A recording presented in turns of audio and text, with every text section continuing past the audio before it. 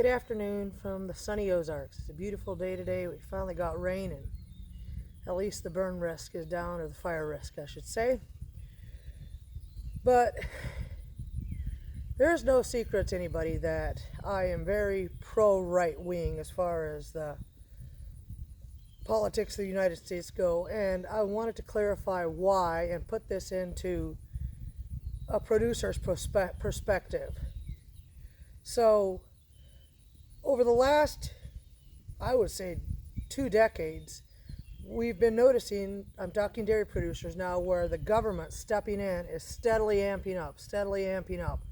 So we went from being able to get drugs that actually were effective, like ginseng, to all of a sudden not being able to get them at all, to having vets dictate our every move, so to speak, or not even the vets, they're victims of this as much as we are, to where we can't get drugs that we actually need that would even save our cows' lives without their intervention of any sort. So we are effectively being told by the government that they know better than we do. We don't know what we're doing. All our years of experience mean nothing. All of a sudden we have somebody that has never owned a cow a day in their life coming in and telling us how to operate. And then all the while screaming animal abuse when we have animals dying in a higher mortality rate. This did not come by accident. Trust me, it's a bigger part of a master plan to drive all producers under and into a government umbrella where we are dependent on them for our very existence, and thus you will be for your food source. There's a couple key things that I want to point out here, and then I'm going to get to the real reason why I started this video. Was number one, we are often being accused of the fact that we take advantage of government benefits. Well, without a doubt, there are a couple government programs in place. The biggest one for us is DMC. But DMC stands for Dairy Margin Coverage Protection. So you could add a P on the end of that. The DMC comes in where, let's say, the milk prices drop low, but the commodities remain high, so it covers that gap, so to speak. And it never really does it totally. It's just a government payment that comes in every month. But there's one big disclaimer here. That is not free for us. It never has been. That was set up in 2018. There was some precursors to it before that, but we're dealing with DMC now. We have to pay in $1,600 a year for a $9.50 margin, so it means that anytime the margins go below that $9.50 mark, we are getting paid in retrospect to what the milk prices may be and the commodities are in excess of that. But the tiebreaker with us this last year was we paid in our premiums back in September. We did not see a dime out of that entire program, even though we paid in our $1,600, up until just now when it's starting to kick in again. Why, you may ask? It's pretty darn simple. They were taking milk prices from down here, which were historically high. We were getting up to $27, $28 a hundredweight for milk, and they were cross-checking them. They were plugging in numbers from the commodities up north where there was more of them, and thus the prices were less on them. It was totally skewed. We were not getting paid or not being rectified for what ourselves we're actually paying as far as commodities. So when I'm talking commodities, I'm talking corn, soybeans, distillers, corn gluten, you name it, right across the board. Everything that makes these cows milk, we were paying through the roof prices for, and so we may as well have been making $9.50 milk. There was really no differential there.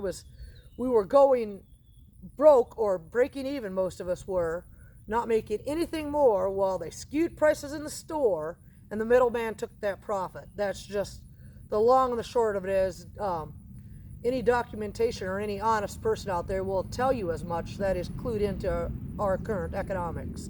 So with that being said, not only that happened, but then increasingly stupid regulations and policies have been being put into place.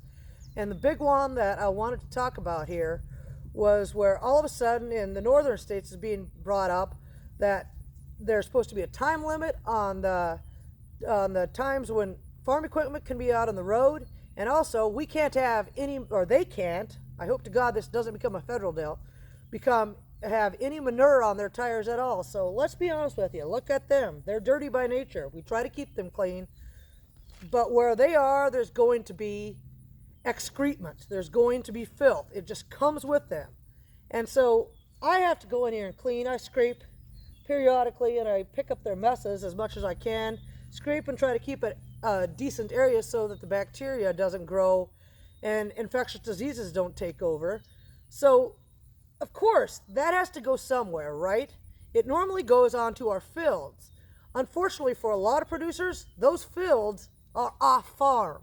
So that means they're going down the roads with that on their tires. And all of a sudden now it's coming into play where farmers are going to be absolutely penalized for that being on the tires going down the road. Shame, shame. Talk to your politicians. Stop that while it's even getting started. Enough.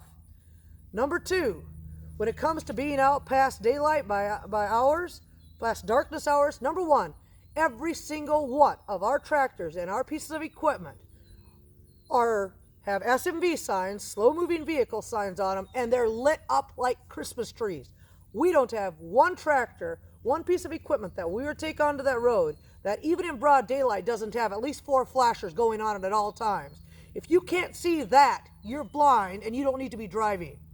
So for all of a sudden, for the politicians and the city people to be saying farm equipment don't have any right to be on the roads after a certain time of the day, come on, we don't operate by your hours, and that's totally fine. We chose this for a living. I'm not blaming anybody, but don't try to dictate when we can be out on the roads, because unlike you, our days don't stop when the sun goes down. It continues well after that. We work till we get stuff done. Oftentimes at peak times, when I'm talking if we're emptying a lagoon, if we're harvesting, if we're planting, we are running well after that, sometimes all night long if we need to beat rain, to beat any inclement weather coming in. We run under a time span, and we don't run under your schedule. So we're out there on those roads because we have no option. Would we like to be in bed? Would we like to be eating dinner with our families? Absolutely we would. But we are working to feed you. We're working to feed the urban consumers out there. Stop interfering with our business.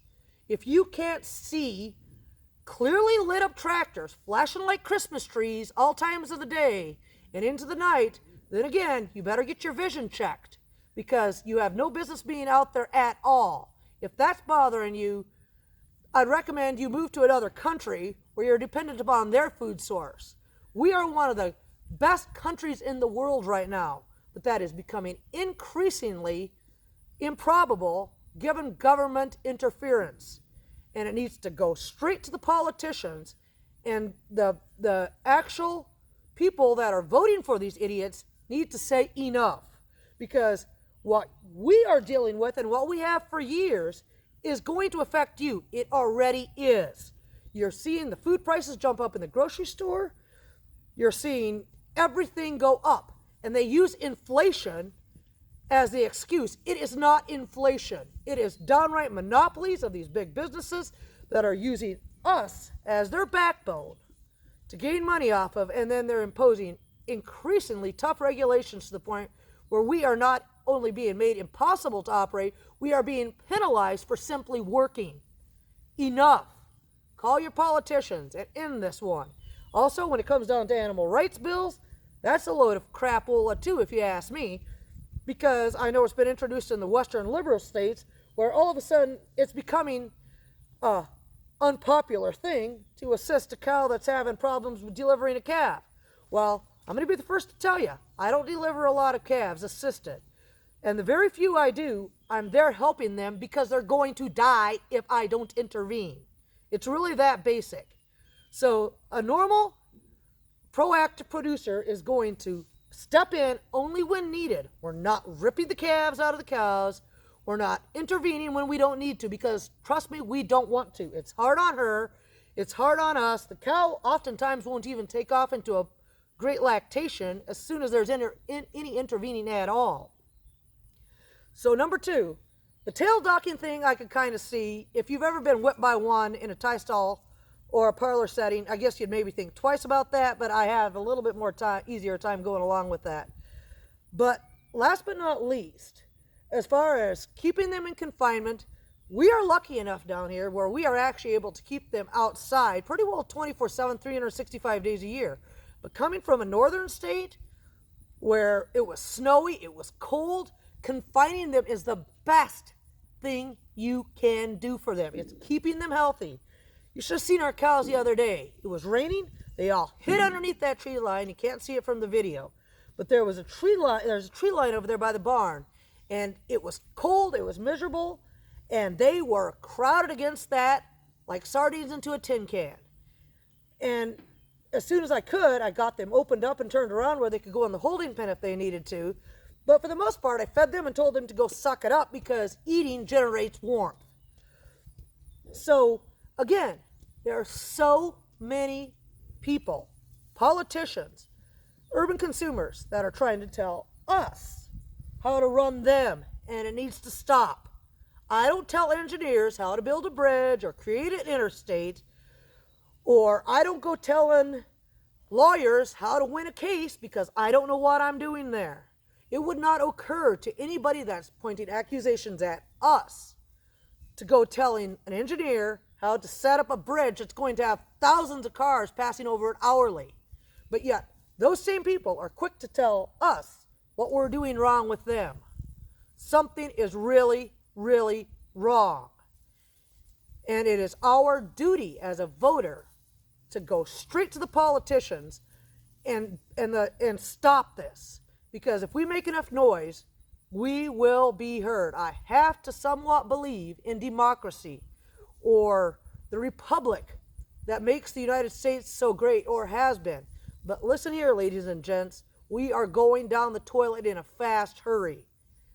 People need to trust us and leave us alone. It's really that simple. If you don't, it's going to affect you, and you sooner than you think, because they don't stop with us. They're going to come after you, your kids, the way you think, the way you work.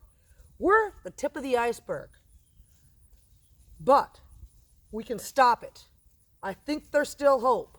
But you got to stop this line of thinking that the manure on the tires that you run over on the road is somehow going to damage your $1,000+ vehicle. I know that's being conservative in most realms.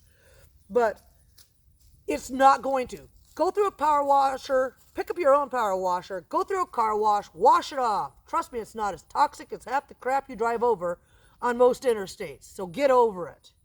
Number two, as far as SMVs and lights on vehicles, again, not to beat a dead horse, but if you can't see them, you're blind. Get off the road for the safety of everybody.